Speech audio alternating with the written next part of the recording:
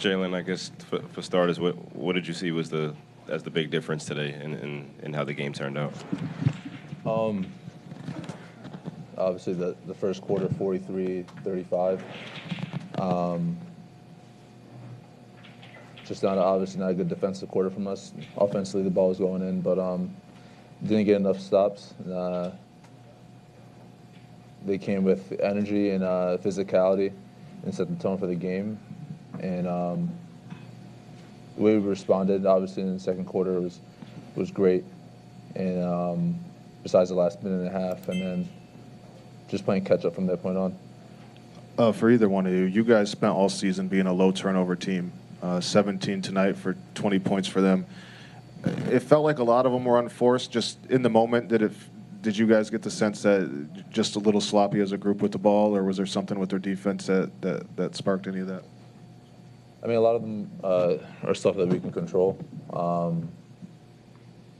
As a team, we just need to tighten the screws when it comes to that. Just being aggressive. If there are aggressive turnovers, that'd be different. But passive turnovers is not us. Guys, for either one of you, Indiana consistently made the extra pass tonight and converted. What are some of the things that can be done to maybe eliminate some of those backdoor cuts or some of the miscommunication we saw in the first half? I mean, obviously,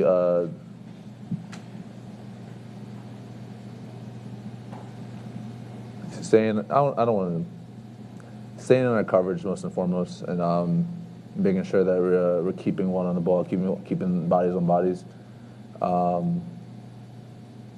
Do a better job of just not being in rotation, and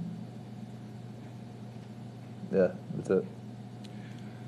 Karl, I know you were able to get back on the floor after your knee was hurting. But how's it feeling now? Do you think it'll prevent you from playing? I'm only thinking about the loss. I'm not thinking about that right now. So, it's disappointing when you don't get a win. And we just didn't do enough to get the job done tonight. Jalen, you guys have been so good with backs to the wall. Now it's elimination. You're facing Thursday. Just kind of what changes or what has to change as you come back out on Thursday at the Garden? I mean, nothing else matters at this point. I mean, you got to give it your all. It's that simple. Karl, when you guys are enjoying such a decisive edge on the glass, even in spite of the foul trouble, does that reinforce to some degree your approach taking that into game number 5? At the end of the day, we're really just worried about getting the win.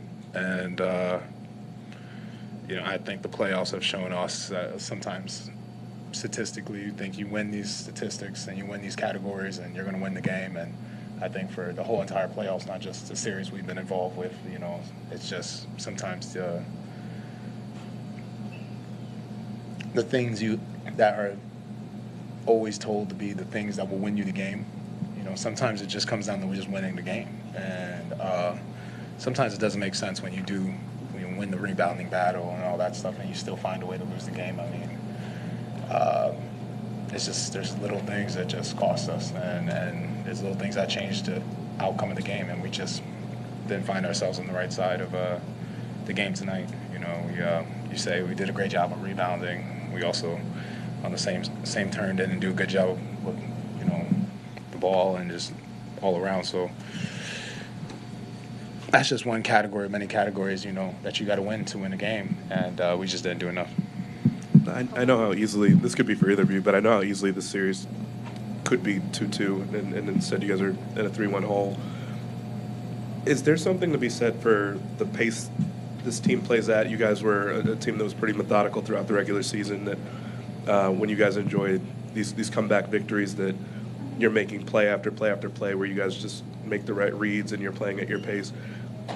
Is there, because of the thought process of if we turn it over, that they run at the pace they do, that just the rotations that they make with their passes and stuff like that they force you guys into, that just the level of decision making with the pace they play at that makes them more difficult to play against than maybe other teams? I mean, I know this is a copycat league, but a lot of teams have different identities. And so obviously their identities, playing fast,